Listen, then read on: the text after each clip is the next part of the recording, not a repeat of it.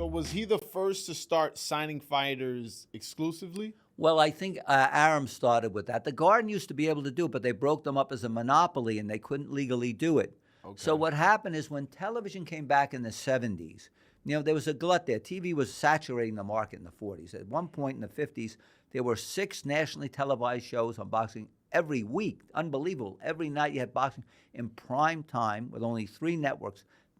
There were 40 million people watching these fights. It was unbelievable. Oversaturation. Wow. So by 1964, they were down to 1 ABC with a weekly show.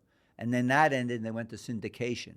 But what revived, that's why when I got to see the Ali Cooper fight, it was on Wide World of Sports, 5 o'clock in the afternoon. Mm-hmm. It was in England, so they could do it live there and bring it back here. But when the Olympic team came around in the 70s, they always had Wide World of Sports. But again, these were relegated to Saturday afternoon, nothing to think of at prime time. But they revived the interest. Ali winning the title back again, and that Olympic team coming up in 76. And then we were flooded. CBS signed Howard Davis, the Olympic gold medalist. Yes. ABC signed Sugar Ray Leonard, and they just needed fights, and there were fights coming back. But when promoters came in, like Bob Arum, he didn't have an arena like Madison Square Garden, the Olympic. Yeah. So what they did have were these television contracts. So you basically signed your TV rights away to them.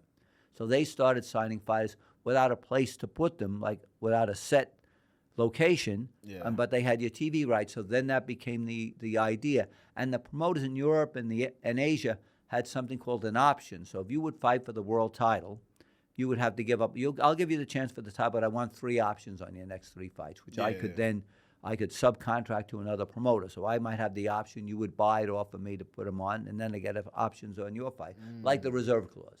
Okay. And then American promoters picked that up. They didn't even know what it was. Teddy Brenner had a lot of problems with the WBC because he didn't notice the business had changed. It wasn't what it was when he came around in the 1930s, 40s, and it was a different business. It's a different game, yes. Especially with the sanctioning body game. It definitely makes it a different game.